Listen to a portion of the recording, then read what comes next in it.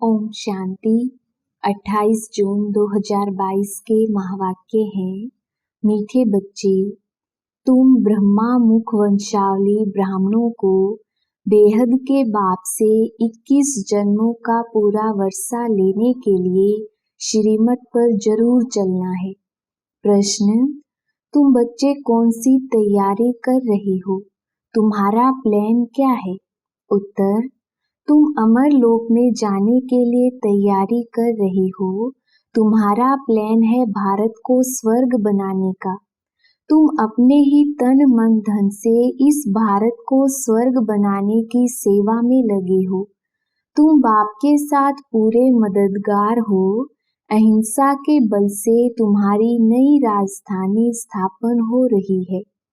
मनुष्य तो विनाश के लिए प्लान बनाते रहते हैं। गीत माता ओ माता।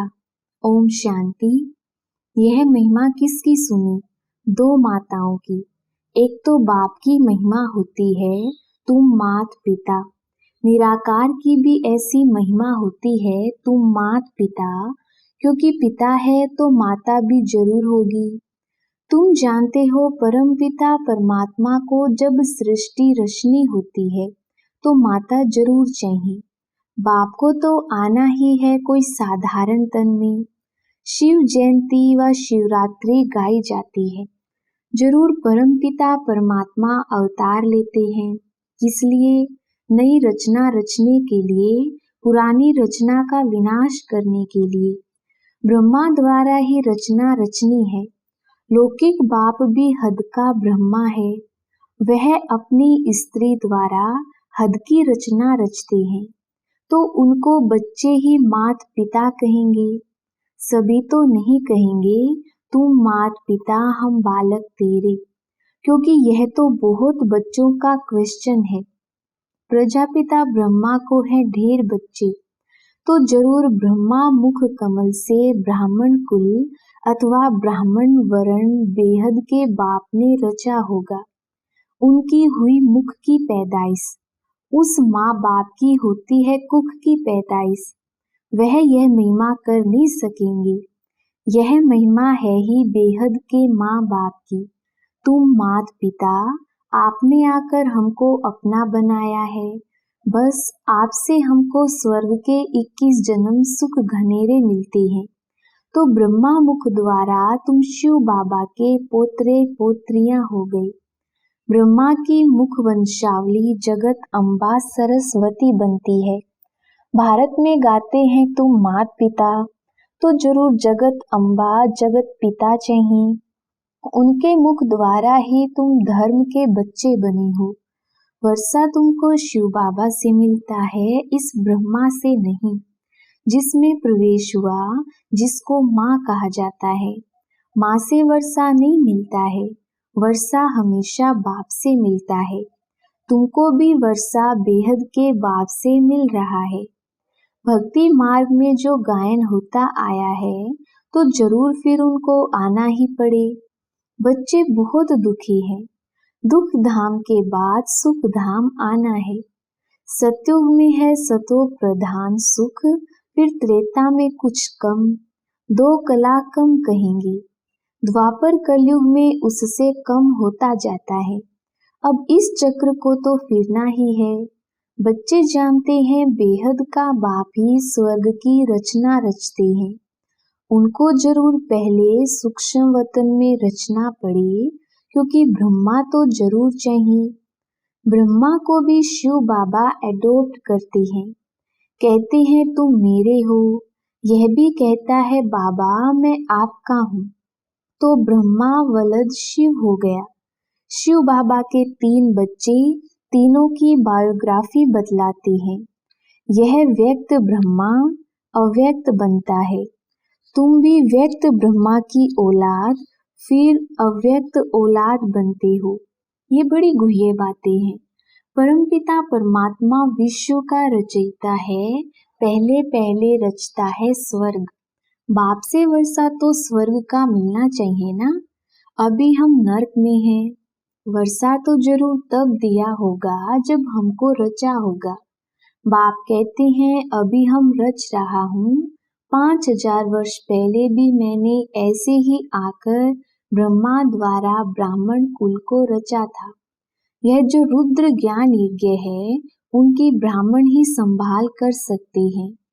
तो यह हुए ब्रह्मा मुख वंशावली ब्राह्मण। उन ब्राह्मणों को कहेंगे कुख वंशावली ब्राह्मण। ऐसे नहीं कहेंगे कि ब्रह्मा के मुख वंशावली ब्राह्मण। तो अब तुम बच्चे हो ब्रह्मा के मुख वंशावली, पहले जरूर ब्राह्मण चाहिए। ब्राह्मण कहाँ से कन्वर्ट किए? शूद्र वर्ण यहाँ पर है, तुम बच्चों को अब ब्राह्मण वर्ण में लाया। पैर से फिर चोटी ब्राह्मण, ब्राह्मण से देवता बनना है। यह वर्ण आदि सनातन देवी देवता धर्म वालों के लिए ही है, और धर्म वालों के लिए वर्ण नहीं है। 21 जन्म तुम देवता वर्ण में रहते हो। ब्राह्मण वर्ण का यह एक जन्म या 1.5 भी हो सकता है, क्योंकि जो बच्चे संस्कार ले शरीर छोड़ चले जाते हैं, फिर आकर ज्ञान ले सकते हैं। तो बाप समझाते हैं, बच्चे अगर स्वर्ग का मालिक बनना है तो पवित्र जरूर बनना है। 63 जन्म तुमने गोते खाए हैं, अब तुम महादुख में हो। सारे भारत का क्वेश्चन है ना, ऐसे नहीं कि अब सारा भारत सुखी है। हाँ, भारत में धनवान बहुत है। देखो, एक आया था, भले करोड़पति था, परंतु टांग बाह नहीं चलती थी, तो दुख हुआ ना। दुनिया में एक भी दुख वाला है तो जरूर दुख धाम कहेंगे।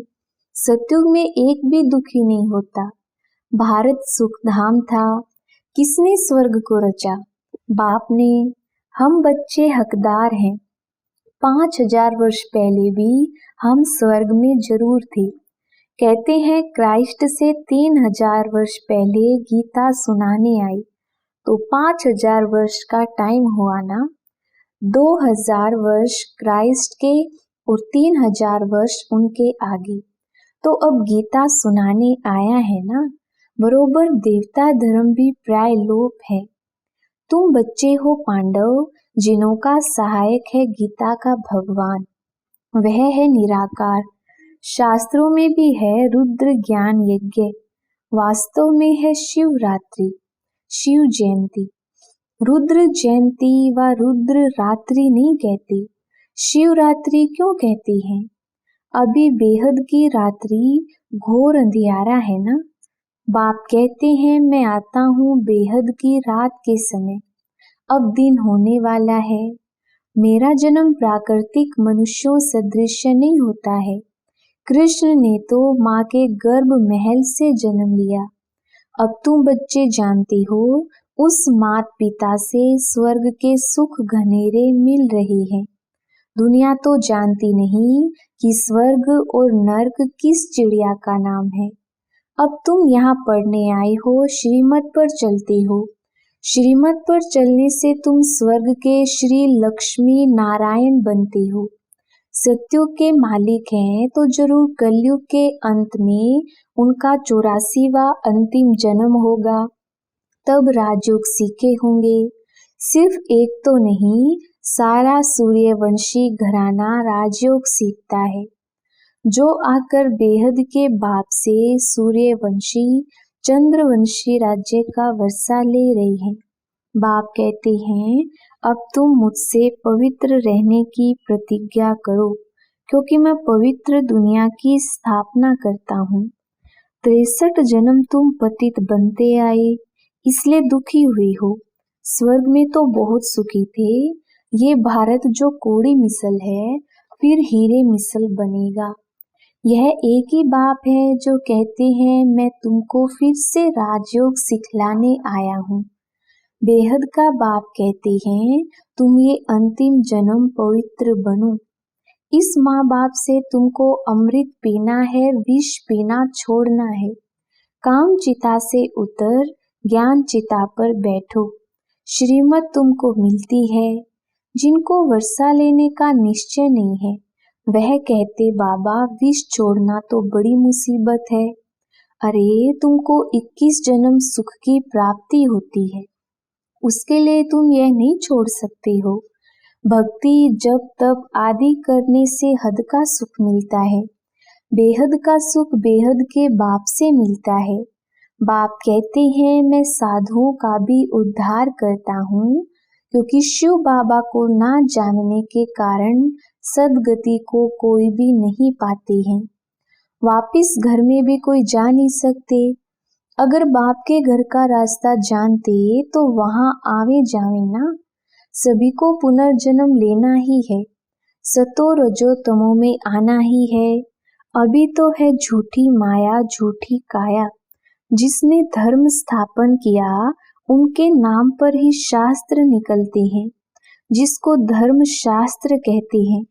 क्राइस्ट ने आकर क्या किया? खुद आया, उनके पिछाड़ी उनके घराने की आत्माओं को आना है, वृद्धि होनी है। अब देखो क्रिश्चियन बनाते जाते हैं, बहुत करके हिंदू धर्म वालों को कन्वर्ट करते जाते हैं। उनको अपने धर्म का पता ही नहीं है। अभी तुम जानते हो हम देवता वर्ण में जाएंगे। कृष्ण की आत्मा भी अब पढ़ रही है, परंतु संगम होने के कारण मिक्स कर दिया है। यह चित्र आदि जो भी हैं सभी हैं भक्ति मार्ग की सामग्री। ज्ञान सागर तो परमपिता परमात्मा है, उन द्वारा सबकी सदगति होनी है। सत्युग में तो थोड़े होंगे, बाकी सब हिसाब किताब चुकतो कर मुक्ति धाम में चले जाएंगे। उनको शांति तुमको सुख मिलेगा। अभी तुम पढ़ते हो सुख घनेरे लेने के लिए। जिनका पाठ है वही कल्प कल्प पुरुषार्थ करते हैं। जो ब्राह्मण बनेंगे वही स्वर्ग के मालिक बनेंगे, परंतु नंबरवार पुरुषार्थ अनुसार। अब देवी देवता धर्म का कलम लग रहा है। जो कल्प पहले आए होंगे वही आएंगे। ड्रामा तुमसे पुरुषार्थ भी जरूर कराएगा। इस समय सब पत्थर बुद्धि हैं, पारस बुद्धि होते हैं सत्युग में। वहाँ यथा राजा रानी तथा प्रजा पारस बुद्धि है। अब तुम पांडव सेना हो, तुम बाप की मदद से स्वर्ग का फाउंडेशन लगा रही हो। तुम स्वर्ग का प्लान बना रही हो, अमर लोक जाने की तैयारी कर रही हो। बाकी जो सब प्लान बना रही हैं वो अपने ही विनाश के लिए। तुम हो अहिंसक, वह सब है हिंसक। हिंसक आपस में ही लड़कर खत्म होते हैं, फिर जय जयकार हो जाएगा। तुम बच्चे जानते हो ड्रामा अनुसार जो कल्प पहले आए थे वही वृद्धि को पाते रहते हैं। कोई तो बाप के बनकर फिर फारकती दे देते हैं।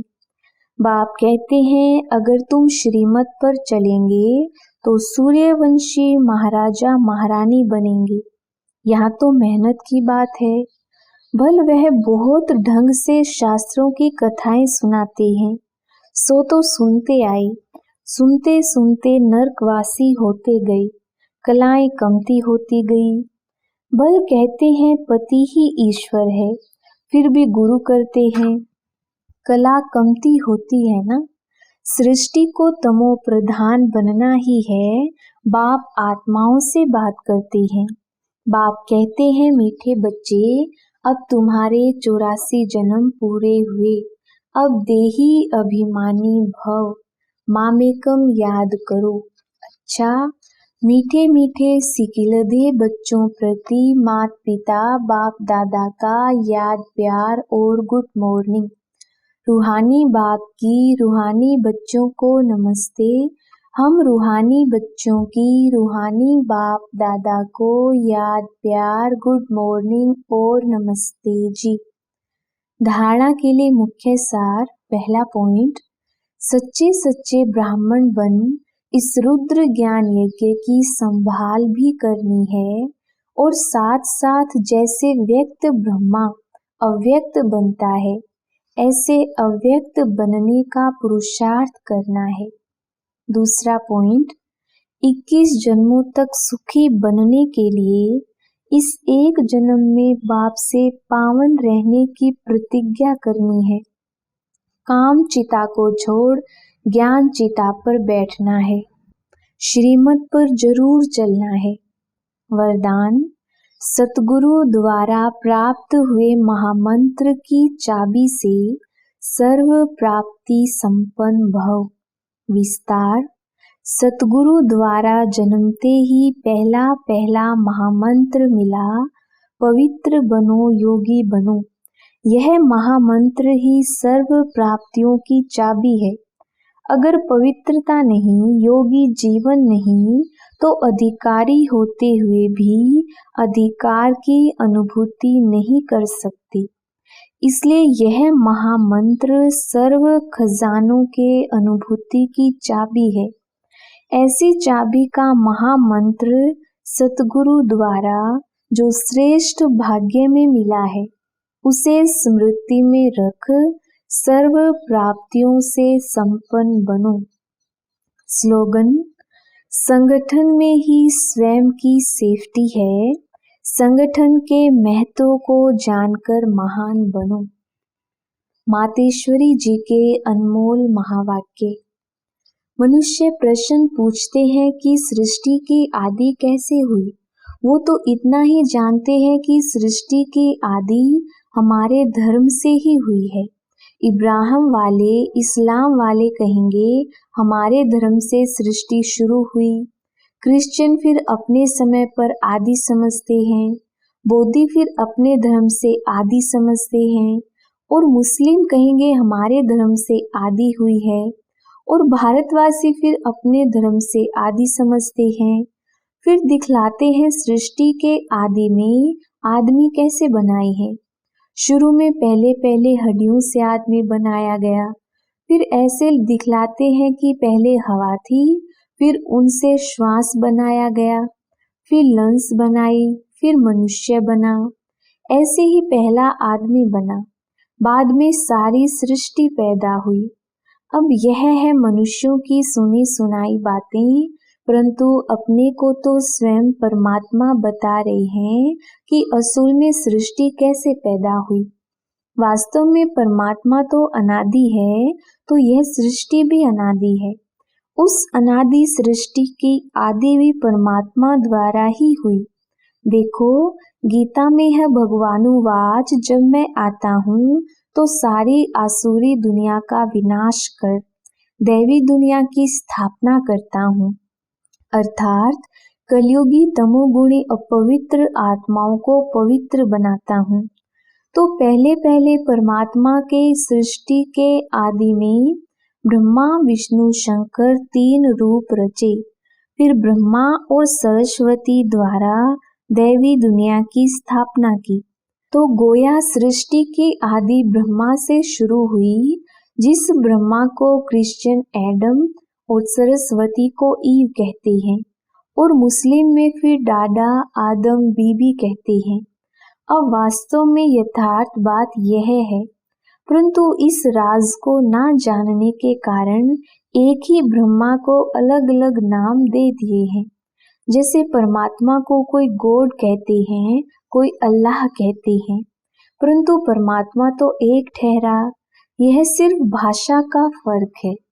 अच्छा, ओम शांति।